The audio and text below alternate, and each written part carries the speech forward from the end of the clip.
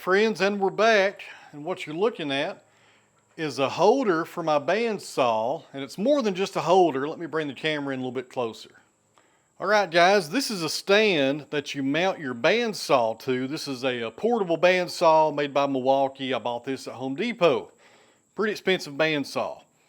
And this stand makes it just like a horizontal, or a vertical rather, bandsaw. So it's pretty nice. I've been eyeing these for a long time, and I finally pulled the trigger on one. And it's a little complicated to assemble. I had to take the footrest off of the Milwaukee and then clamp this on. And it's got a little screw. Let me unscrew this at the bottom that's holding it on. Hopefully it won't fall here. As you can see, it kind of comes right off right there. This comes with the kit. And this kit is not cheap. It cost me about $250 maybe, something like that. It was not cheap, but it has really good reviews and everybody says it works really well. It was a little confusing though on this bolt pattern, how to line that up, but I think I got it decently where I want it. But this will enable me to cut metal, you know, just like a bandsaw, and I'll have to hold it in my hand and actually line it up. And it has a miter slot right here as well, so it's got some pretty nice features. And like everything you're seeing today, friends, I'll leave a link down below where you can go find it. And I did buy this one several months ago, so it may be more expensive now, I'm not sure. And there's another cool feature, let me show you. So it came with an auxiliary power cord. Right here is a foot pedal. So you plug the bandsaw into this little cord to this pedal, and guess what happens when you push the pedal? You guessed it, the saw comes on. And you can't see it right back here in the back, but there's a little Velcro strap that keeps the trigger pressed down. That's how it stays on when you do depress the pedal. So a real handy little tool. I've been looking forward to assembling this for a long time, and I finally got around to it. We got a full day today to finish up these projects. And the first thing I'm going to work on now that we have this assembled is the stand for the anvil. Actually, the second thing, I need to put some bolts and some vinegar. Let me show you guys that. Alright, so I got some lad bolts that we're going to use on this anvil stand. And just like all the other hardware that you find at the hardware store, it's coated right there. See that zinc it's coated in, makes it nice and shiny? Well, that does two things. Number one, it does make it rust resistant. And the second thing it does is, in my opinion, it makes your project look very ugly. I hate this color right here. If it's going to be out of sight, I leave it on. If it's going to be somewhere where people can see it, I remove the zinc, and it's pretty simple. A lot of you guys may be familiar with this process, and if you're not, you're getting ready to learn something. So, stand by. So in order to get that stuff off, and there's several ways to do this, but this is the easiest and probably the safest. You need an old coffee can or anything that will hold a liquid. And the secret ingredient, white vinegar. That's all you need right there, white vinegar. Get this at the grocery store, it's pretty cheap. So the next thing you do is you take your lad bolts, guess what? You put them in the can. Then I'm going to get my washers. It has the same thing on them right there because I'm going to be using these with the lad bolts, and put them in there with it. After that, you pour in the vinegar.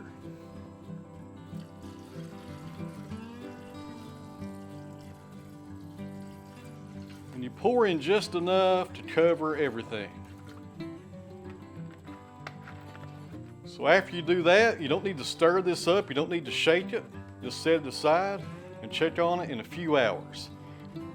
So just to give you an idea of what this metal looks like when you strip off the zinc, this is a 1/2-inch coupler, and I stripped this off yesterday, and I think it looks so much better than having all that zinc coating on there. But you must remember, once you take this off, this will rust, so put some wax or something over it to seal it up just a little.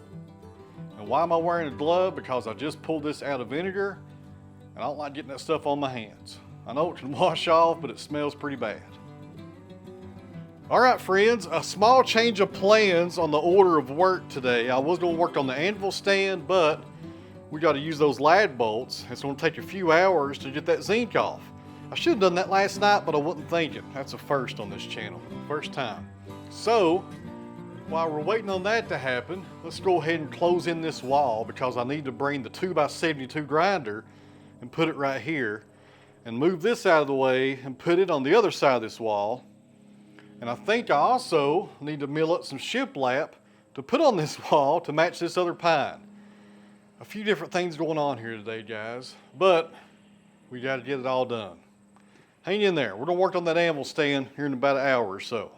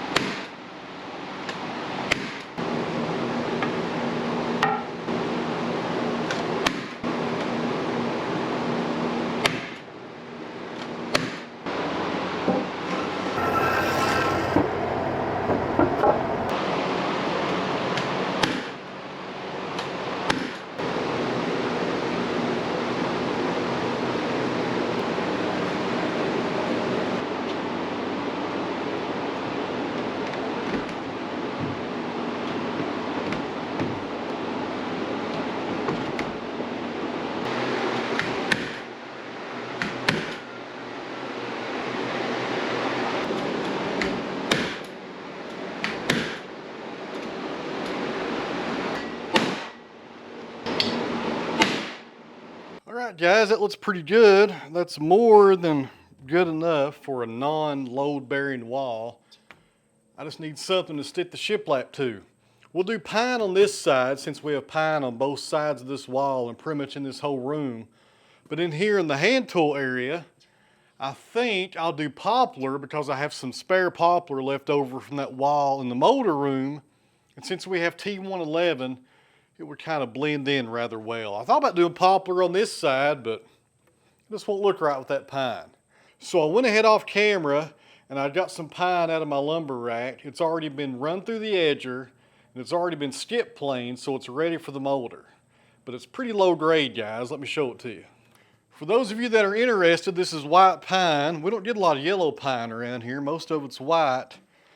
And this right here, friends, is stuff that I actually put aside and didn't run through the molder when I was making all this because it was pretty low grade. But I got some really nice stuff left over here, but I need to save that for my other door I have to build, so I got to conserve what I have because this is the only dry pine that we have in the shop right now. As you guys can see, there's a lot of knots and a lot of bug holes and a lot of defects, but that gives it character, I guess. It won't look too bad. So let's fire up the molder and get this going. And look over the mess here, friends. One day I'll get this shop completed and everything will have its place. Just not today.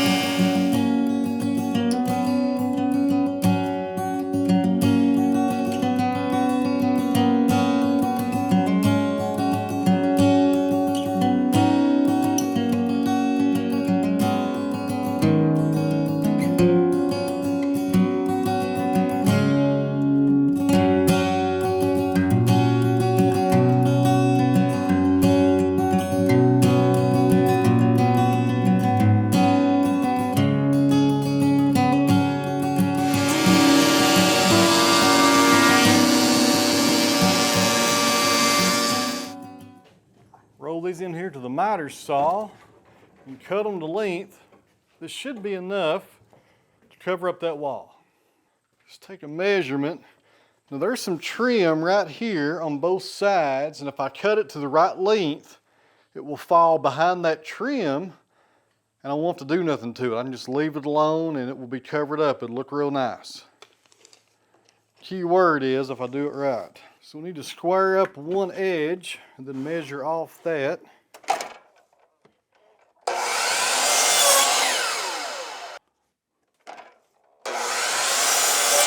We'll have to go in here at a little bit of an angle to get it to fall. And too long. I'd rather be too long than too short. All right, I'm gonna make a few cuts, so when I get this right, I'll show it to you guys.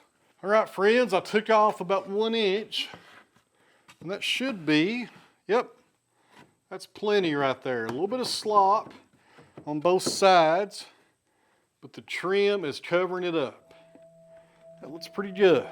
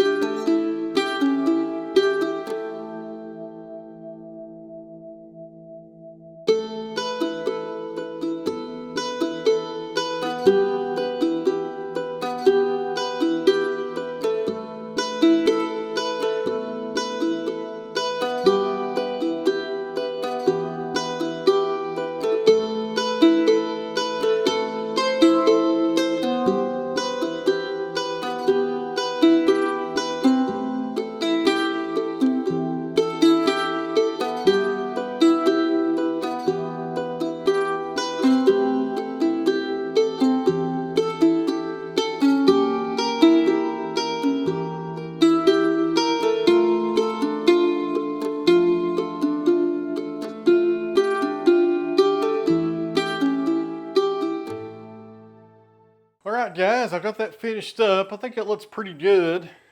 This was a useless walkway that was really serving no purpose. So now I got some more wall space. Like I said earlier in the video, we're going to be putting the 2x72 grinder right here. I was going to do that today, but it's got its own workstation that I had to put together. And I don't want to bore you guys to death with that. I need to get onto this anvil stand and get it finished tonight.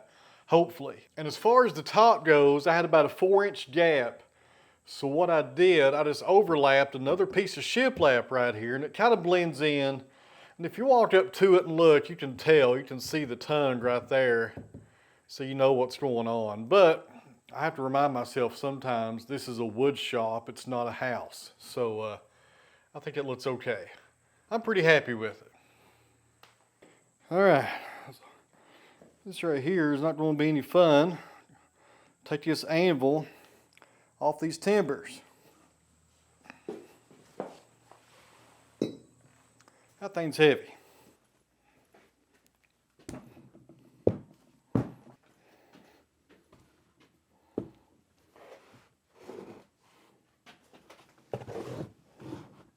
So the plan is, guys, I'm going to get 2 pieces of bar stock, cut it to length, drill holes in it, then those lad bolts that are in the vinegar, we'll run those through the metal into the timbers, and that should be enough to hold these 2 pieces together. It should make it pretty stable.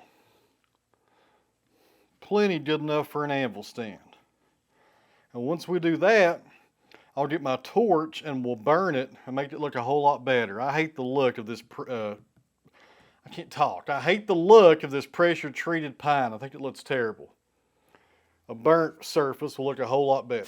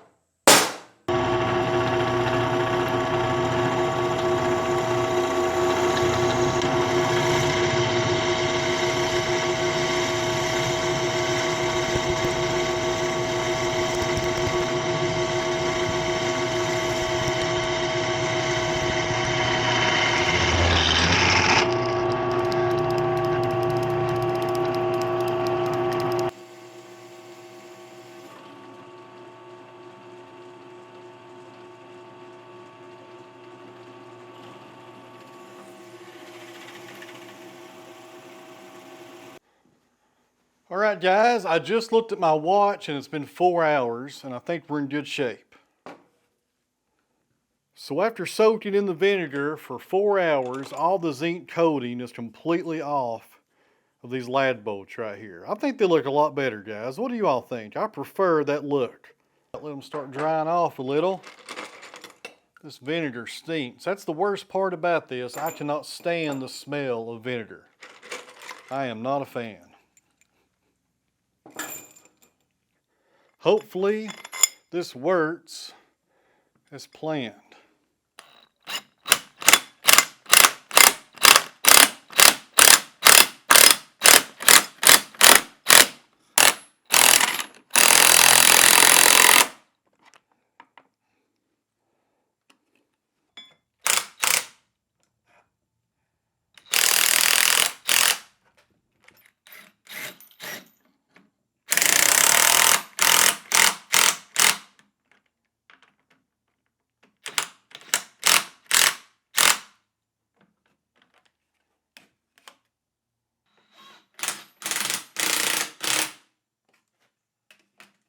Friends, there it is. What do you guys think? I know it looks pretty crude. It'll look better when I burn it here in just a minute. But as far as the stability goes, this worked out pretty good putting these straps on it. I mean, it's not going nowhere. Nice and solid.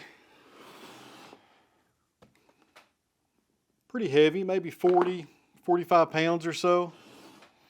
I'm not going to put anything on this side right here because I need to make some straps to strap the anvil to the anvil stand. The more solid you can make the anvil to the stand, the better off that you are, from what I have read in my research on blacksmithing. So that's why we left both these sides open. I thought about putting a strap on here, but I think I'll put the anvil on and maybe come up with a way to strap it down on this face right here. And these two timbers are timber locked together, and they're also glued, so they're not going to go anywhere anyways.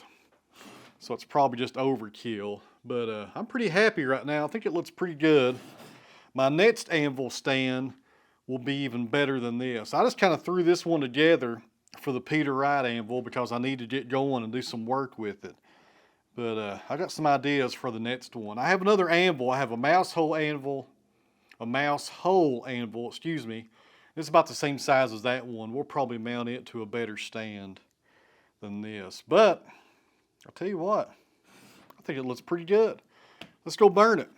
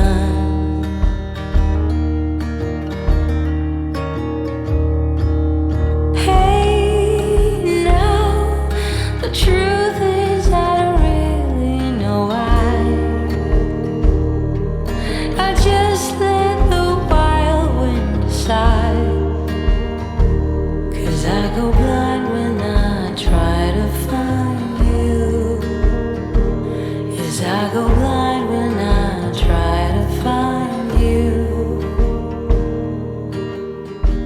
but I'll find